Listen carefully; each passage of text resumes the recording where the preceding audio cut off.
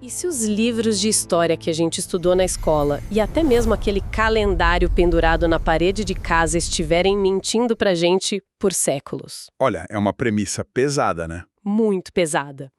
E hoje nós vamos analisar uns documentos antigos que fazem uma afirmação, assim, no mínimo perturbadora. Eles dizem que nós não estamos vivendo no século XXI. Longe disso, na verdade. Exato.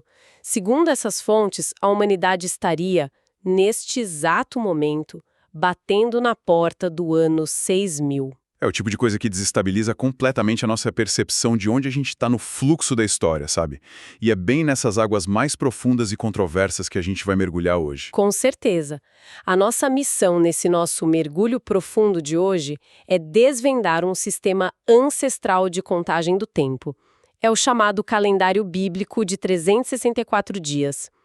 A nossa mesa aqui está cheia de fontes fascinantes. Tem muita coisa, né? Demais. Nós temos as bases do livro de Enoque e do livro de Jubileus. Temos uns textos bem detalhados sobre a mecânica exata de um calendário solar fixo. Com projeções matemáticas agora para os anos de 2025 até 2027, inclusive. Aham. E claro, aqueles gráficos cronológicos monumentais que propõem simplesmente reescrever toda a linha do tempo da civilização. O que torna toda essa documentação tão intrigante para mim não é nem a idade dos textos em si, é a precisão matemática absurda que eles trazem. Sim, é assustador. O material sugere de forma bem direta que a cronologia que o mundo moderno aceita tá, por falta de palavra melhor, corrompida. De acordo com a restauração de tempo que esses textos propõem, a gente estaria vivendo no ano de 5.990 ou 5.991, desde a criação. Nossa, é um salto de perspectiva gigantesco. Absurdo. Mas, é um salto que exige que a gente deixe as nossas certezas na porta antes de entrar. E antes da gente dar o próximo passo, eu acho fundamental estabelecer o nosso tom aqui para quem está ouvindo a gente. Justo. Muito importante. O objetivo dessa nossa análise não é endossar, validar e muito menos tomar qualquer partido religioso, político-teológico, tá? A nossa função é abrir essa documentação, olhar para ela de forma totalmente imparcial e entender a matemática e a visão de mundo incrivelmente estruturada desses autores antigos. A gente quer entender as engrenagens dessa máquina, né? Perfeito, as engrenagens. É uma abordagem essencial. Porque para a gente compreender como esses textos justificam apagar séculos inteiros da história, a gente precisa primeiro dominar a peça mais básica. Não dá para tentar reescrever milênios sem antes entender como funciona um único ano sob essa ótica que o livro de Enoque descreve. Então, vamos começar pelo começo. E é aqui que eu já tomo um choque de realidade logo de cara. De acordo com as nossas fontes, o ano perfeito não tem 365 dias. Não, de jeito nenhum. E muito menos aqueles remendos que a gente chama de ano bissexto. Aquilo lá não existe para eles. O ano, para esse sistema, tem exatos 364 dias. E aí eu olho para isso e fico pensando como que a matemática interna de 364 dias se sustenta. Então, ela se sustenta por causa de uma simetria impecável.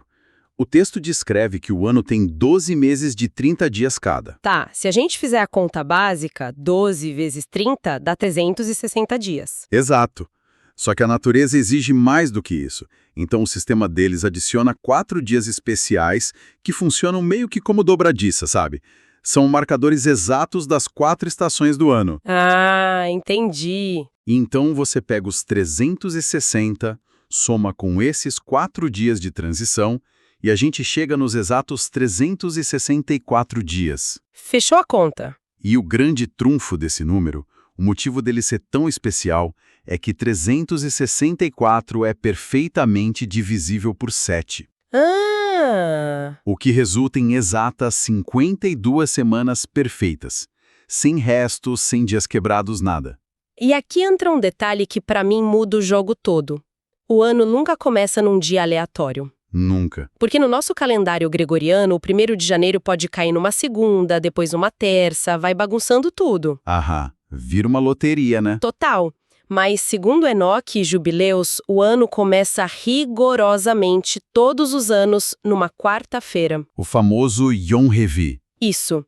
E por ter exatas 52 semanas, consequentemente, o ano termina sempre numa terça-feira. Mas me tira uma dúvida. de todos os dias da semana para ancorar o início do tempo. Por que a quarta-feira? Essa resposta está diretamente ligada à narrativa da criação, lá no livro de Gênesis, no capítulo 1.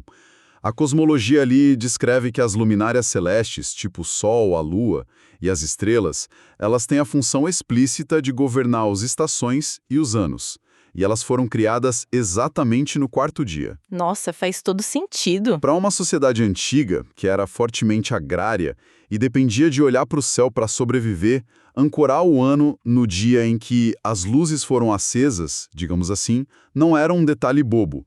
Era a garantia de uma ordem divina contra o caos absoluto da natureza. O calendário começa a contagem no momento exato em que o relógio celestial foi ativado. Genial. É como ter um relógio suíço cósmico que nunca precisa de corda. Mas peraí, eu preciso fazer o papel de advogada da ciência moderna agora. Pode mandar. A ideia de uma ordem baseada na quarta-feira é fascinante. Mas isso cria um problema astronômico gigantesco. Qualquer pessoa sabe que a Terra leva, 365 dias e um quarto para dar a volta no Sol. É o ano solar natural. Sim, se esse calendário bíblico tem só 364 dias, o ano dele seria um dia e um quarto mais curto. Em questão de 1 ou 2 décadas, o calendário ia estar completamente desincronizado das estações. A gente ia estar celebrando festa de primavera no meio da nevasca de inverno. Com certeza. Como que as fontes justificam esse buraco na matemática? Essa é a tensão mais crítica de todo o sistema. E é aí que entra o mecanismo de ajuste que os textos citam. Porque o modelo de 364 dias, ele não ignora o cosmos físico. Ele só propõe uma correção muito diferente da nossa. Diferente como? O nosso calendário gregoriano usa aquele sistema fracionado, né? A cada 4 anos, a gente enfia um dia extra no final de fevereiro, o que quebra todo o ritmo dos dias da semana. Sim, o famoso ano bissexto que bagunça tudo. Exatamente. Já o calendário de Enoque, ele propõe um ajuste automático e orgânico, ancorado num ciclo de 7 anos. Deixa eu ver se eu entendi. Em vez de adicionar um diazinho solto lá e estragar a semana, o sistema deles espera essa discrepância se acumular. Precisamente. Imagina o tempo como um sistema de engrenagens de um relógio mesmo. O nosso calendário gregoriano tenta forçar a engrenagem a girar só um quarto de dente por ano. O que deve dar um trabalho danado. Sim, eventualmente você tem que quebrar a engrenagem para encaixar um dia solto. O calendário de 364 dias, por outro lado, deixa a diferença solar acumular ao longo de 7 anos inteiros. Nossa! E aí, quando essa diferença atinge um ponto crítico, onde os sinais da primavera ainda não apareceram na Terra, a engrenagem dá um salto completo, de um dente inteiro. Ou seja, uma semana inteira de 7 dias é adicionada de uma vez só ao final do ciclo. Ah, então é como se a máquina simplesmente ficasse em repouso por uma semana, só aguardando o Sol alcançar o calendário da parede. É bem por aí mesmo. E ao adicionar um bloco inteiro de 7 dias, você nunca quebra a estrutura da semana. A quarta-feira continua sendo quarta-feira, os shabats, os dias de descanso nunca saem do ritmo. É brilhante isso. É o triunfo de manter tudo divisível por 7. Usando uma semana inteira como peso de ajuste, o ciclo sagrado fica blindado. Para os autores antigos, manter a pureza do Shabat inalterada era muito mais importante do que ter uma precisão milimétrica diária com o Sol. O Sol que lute, né? Literalmente, o Sol deveria se curvar à estrutura da semana, e não o contrário. Bom, a gente tem essa engrenagem semanal que parece inquebrável na teoria. Mas do que adianta entender a teoria se a gente não souber ler as horas hoje? As nossas fontes projetam essa matemática para os anos de 2025 até 2027. E aí que o negócio fica prático. Sim. O grande desafio é como alguém, hoje, olhando para o calendário do celular, consegue saber quando cai essa primeira quarta-feira do ano. O segredo está numa mistura de observação agrícola com o equinócio da primavera no hemisfério norte. O texto manda que o ano bíblico, especificamente o primeiro dia do mês que eles chamam de Aviv, tem que começar na quarta-feira mais próxima ao equinócio. E Aviv não é só o nome do mês, né? Não. Originalmente denota o estado de maturação da cevada. A cevada precisa estar aviv, ou seja, verdinha, mas já madura o suficiente para ser tostada. Entendi. Então existe uma âncora dupla aí.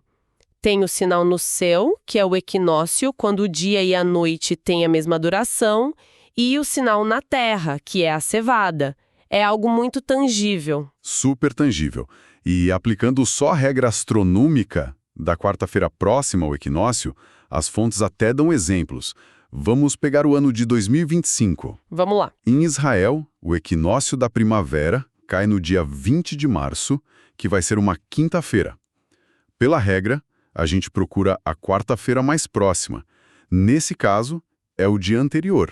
Ah, então o primeiro dia do ano bíblico de 2025, o Aviv 1, vai ser dia 19 de março. Exatamente.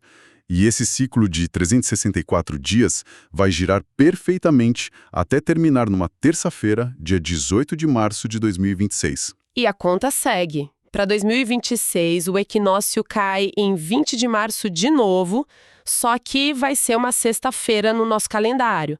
A quarta mais próxima é 18 de março de 2026. Isso, marcando o início do próximo ano. O que me chama a atenção nisso tudo é como essa previsibilidade engessa as datas das festas. Por exemplo, em Levítico, a festa de Pessar, a Páscoa bíblica, tem que cair exatamente no dia 14 do primeiro mês. E no dia 15 começa a festa dos pães asmos. E a beleza dessa matemática é que, uma vez que você fixa o início, o resto é inabalável. No ano bíblico que começa em 19 de março de 2025, o dia 14 de Aviv vai cair sempre no dia 1º de abril do nosso calendário ocidental. Que vai ser uma terça-feira. Invariavelmente. Consequentemente, os pães asmos começam na quarta, dia 2 de abril. Ou seja, uma sociedade usando esse sistema nunca ia precisar imprimir calendário novo todo ano para saber quando cai o feriado. Jamais. Pessar é sempre no mesmo dia da semana. Sem ter que ficar olhando fase de lua nova, sem incerteza se o mês tem 29 ou 30 dias. É uma estabilidade imensa. Mas, e aqui entra a grande reviravolta do nosso mergulho de hoje. Lá vem. A gente tem uma precisão inquestionável para cravar o dia da semana. Mas, segundo os mesmos documentos, essa civilização estaria miseravelmente errada sobre em qual século a gente está vivendo. É o grande paradoxo dessas fontes. Como que um sistema que acha a quarta-feira exata diz que a gente errou o ano por séculos de diferença? Pois é, como eu falei no começo, o documento afirma que não estamos em 2025. Estamos transitando pelos anos de 5.990 ou 5.991. A discrepância não é de dias. A gente está falando de eras inteiras que parecem ter simplesmente evaporado. E aqui eu preciso ser absolutamente cética. Como que se apaga séculos da história humana? É difícil de engolir, né? Demais. A gente está falando do registro de gerações inteiras, guerras, impérios nascendo e caindo. Ninguém acordou um belo dia e pensou, ei, cadê os últimos 200 anos? Como que eles justificam uma amnésia coletiva dessa magnitude sem parecer teoria da conspiração barata? Então, as fontes não tratam isso como uma amnésia instantânea, sabe? Eles descrevem como um processo gradual de manipulação institucional e reescrita de registros. Como as mudanças do Império Romano? Exatamente. As transições para o calendário juliano e depois para o gregoriano sob a autoridade papal envolveram ajustes que fragmentaram a linha do tempo anterior. Eles tinham que encaixar os anos antigos nos moldes novos, e o que não cabia era descartado ou fundido. Tá, isso faz sentido até certo ponto. Quem vence a guerra dita a história e quem controla o império faz o calendário. Mas o texto de hoje vai muito além de acusar Roma. Tem uma acusação bem específica sobre o Oriente Médio, não tem? Tem sim, e é aí que a evidência deles fica muito técnica. As fontes dizem que um texto cronológico muito influente, o Seder Olam Rabbah, que é a base do calendário hebraico moderno, sofreu uma compressão intencional extrema. Compressão? Sim. Segundo a análise das nossas fontes, esse registro removeu sistematicamente cerca de 240 anos da linha do tempo durante um período bem específico, o domínio do Império Persa. Espera, 240 anos deletados de um único período? Exatamente. A janela entre o exílio babilônico e a reconstrução do Segundo Templo. Mas como se some com séculos de reinado persa no papel? Qual a mecânica disso? Eles usaram uma técnica de aglutinação, tinha listas longas de reis persas documentadas na época. O que essa reescrita supostamente fez foi pegar reis diferentes que reinaram em sequência e tratar como se fossem a mesma pessoa usando títulos diferentes. Caramba! Ou simplesmente ignoraram os reinados do meio. Ao colapsar dezenas de monarcas em só alguns líderes, séculos de história humana real viraram algumas poucas décadas no papel. E por que alguém ia ter o trabalho insano de comprimir séculos de história dinástica em algumas páginas? O que eles ganhavam com isso? Segundo os documentos, o ganho não era político, era puramente teológico. Tinha uma necessidade de fazer a história do mundo real se alinhar com uma interpretação específica de algumas profecias, principalmente a famosa profecia das 70 semanas lá do livro de Daniel. Ah, para forçar um encaixe. Exato. Ao encurtar o período persa em 240 anos, os cronistas conseguiram fazer com que o cálculo das semanas de Daniel apontasse cirurgicamente para a data da destruição do Segundo Templo, no ano 70 da nossa era. Era um jeito de forçar a história a comprovar a visão deles. Nossa, isso é arrepiante. É como se partes vitais da fundação da nossa história tivessem sido removidas na surdina para que o prédio ficasse em pé do jeito que os arquitetos queriam. E o resultado de arrancar essas páginas é o que joga a gente nessa vertigem atual. Com certeza. Porque se a gente devolve esses 240 anos para a contagem, a gente é catapultado do ano 2000 e pouco para a beira de um abismo monumental.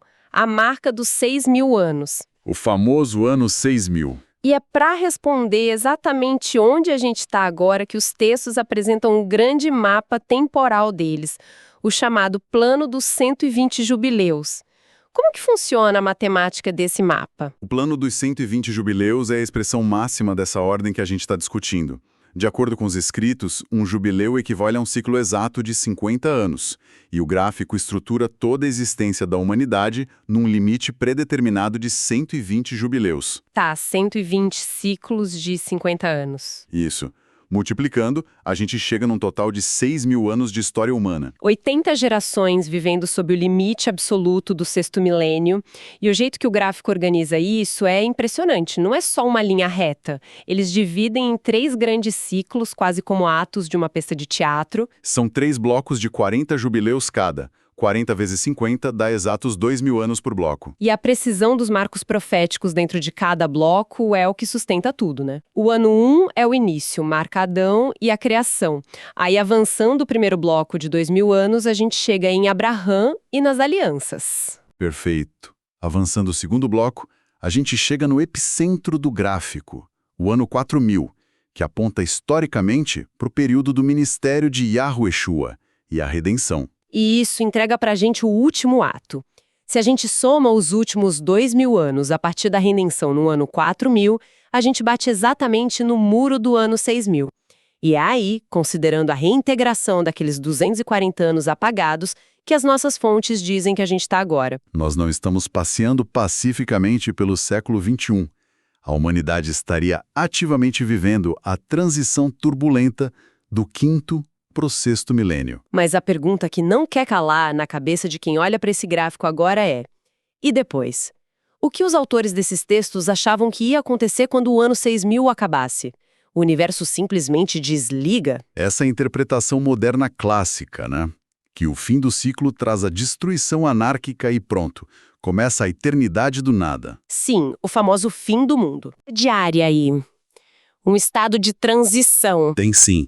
O período que começa na marca do ano 6000 é descrito como o governo milenar de Yahueshua. E não é um descanso imediato.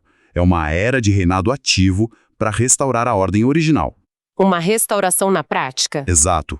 A missão dessa era é enfrentar e vencer sistematicamente todas as falhas inimigos da humanidade, sendo a morte classificada como o último e definitivo inimigo a ser obliterado.